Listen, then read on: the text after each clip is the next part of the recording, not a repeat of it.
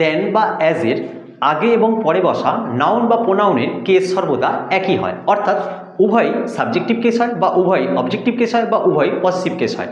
আজকে আমরা এই বিষয়ের উপর একাধিক উদাহরণ সহ বিস্তারিত আলোচনা করব। দেখো, আমি এখানে লিখেছি সাবজেক্টিভ কেস, অবজেক্টিভ কেস এবং পসেসিভ কেস। সাবজেক্টিভ কেস দিয়ে আমাদের আলোচনা শুরু করা যাক। দেখো, প্রথমে আমি লিখেছি হি ইজ টলার দ্যান আই। এখানে দেন এর আগে আছে হি প্রোনাউন, যেটা সাবজেক্টিভ কেসে আছে, আবার দেনের পরে প্রোনাউন আই, এটাও সাবজেক্টিভ কেসে আছে।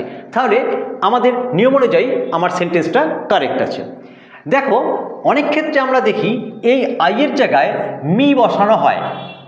আচ্ছা, এই মিটা কি কারেক্ট? এই মি যদি কারেক্ট হয় তাহলে আই বা মি উভয়ই কি কারেক্ট? যদি উভয়ই কারেক্ট হয় তাহলে আমাদের এই নিয়ম মনে রাখার কি প্রয়োজন? যাক, এই কনফিউশন দূর করার জন্য আমি এখানে দুটো সেন্টেন্স লিখেছি। আমরা এই কনফিউশন এই দুটো সেন্টেন্সের মধ্যে দিয়ে চলো দূর করে ফেলি। দেখো, হি ইজ বেটার দ্যান আই, এটা ইউকে ইংলিশ। আমরা এটা দিয়ে আলোচনাটা আমাদের শুরু করি। দেখো, হি ইজ বেটার দ্যান আই, আমরা যদি এই সেন্টেন্সটাকে একটু বড় করি তাহলে আমি এরপরে লিখব যে আই অ্যাম, অর্থাৎ হি is better than I am. আচ্ছা, আরেকটু বড় করি, অ্যাট প্লেইং দ্য তবলা। ধরো, এই সেন্টেন্সটায় দেন কোন পার্টস অফ স্পিচের কাজ করছে? দেখো, দেনের আগে আছে হি ইজ। হি এখানে সাবজেক্ট আর ইজ হচ্ছে ভার্ব, অর্থাৎ সাবজেক্ট প্লাস ভার্ব মানে একটা ক্লজ হচ্ছে। ওকে, দেনের পরে আই সাবজেক্ট, অ্যাম ভার্ব, সুতরাং সাবজেক্ট প্লাস ভার্ব ক্লজ তৈরি করছে। তাহলে দুটো ক্লজকে দেন কানেক্ট করছে, সুতরাং এখানে দেনের পার্টস অফ স্পিচ হচ্ছে কনজাংশন, তাই তো? দুটো ক্লজকে কানেক্ট করছে। তাহলে হি ইজ বেটার দ্যান আই, আমাদের এখানে হি সাবজেক্টিভ কেস এবং দেনের পরে আই, এটাও সাবজেক্টিভ কেস, এবং নিয়ম অনুযায়ী এই সেন্টেন্সটা কারেক্ট। ওকে, এবারে আমরা আসবো US English, he is better than me, এই সেন্টেন্সটায়। দেখো, এই সেন্টেন্সটাকেও আমি একটু বাড়াই, হি is better than me at football লিখলাম। ওকে, এবার দেখো এখানে দেন কোন পার্টস অফ স্পিচের কাজ করছে? দেখো, এখানে দেন এটা প্রিপোজিশনের কাজ করছে।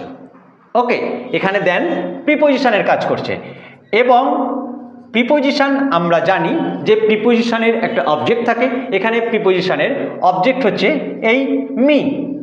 ওকে, তাহলে এখানে দেন প্রিপোজিশনের কাজ করছে, সুতরাং হি ইজ বেটার দ্যান মি, এখানে দেনটাও কারেক্ট ইউজ হচ্ছে, সুতরাং আমার এই সেন্টেন্সটাও কারেক্ট।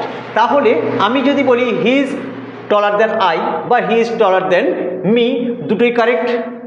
কিন্তু ব্যাপার হচ্ছে কি, যে আমরা যেহেতু ইউকে ইংলিশকে ফলো করি, তাই আমরা ট্র্যাডিশনাল রাইটিং বা ফর্মাল রাইটিংয়ের ক্ষেত্রে আমাদেরকে এই ইউকে ইংলিশকেই ফলো করতে হবে, এবং আমাদের শিক্ষার্থী হিসাবে আমরা অবশ্যই মান্যতা দেব he is better than I এইটাকে।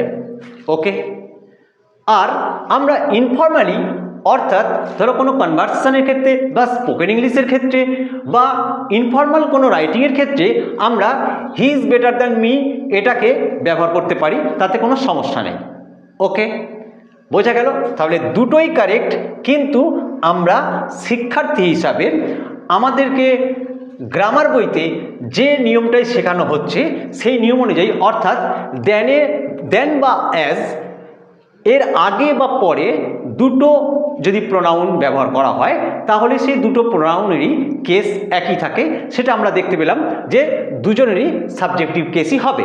ঠিক আছে, আর আমি যদি অবজেক্টিভ কেস বসাতে পারি সেক্ষেত্রে এখানে কখন আমরা মি বসাবো? যখন আমরা কোনো ইনফর্মাল ইউজ করব। ওকে, বোঝা গেল? তাহলে যারা পরীক্ষার্থী তারা অবশ্যই মনে রেখো যে তোমরা কখনোই মি লিখবে না, অবশ্যই আই লিখো। ওকে, এবার আসি দ্বিতীয় উদাহরণে, she is as smart as he. এখানে দেখো সি অ্যাজের আগে আছে এবং অ্যাজের পরে হি আছে এবং উভয়ই সাবজেক্টিভ কেস, সুতরাং এটা কারেক্ট। একইভাবে she is a better singer than I, এটাও কারেক্ট। দেখো এখানে দেনের আগে সি এবং আই দুটোই সাবজেক্টিভ কেস। আবার দেখো when it comes to drawing Tia is as good as he, এখানে হি এবং তিয়া উভয়ই সাবজেক্টিভ কেসে আছে। ওকে, এরপর আসি অবজেক্টিভ কেস। দেখো আমি এখানে লিখেছি যে সি রেসপেক্টস ইউ, এখানে সি সাবজেক্ট, ভার্ব রেসপেক্টস এবং object you. She respects me, তাহলে she respects you, she respects me. এটাকে যদি আমরা দেন ব্যবহার করে লিখি তাহলে কি হবে না, she respect you more than me.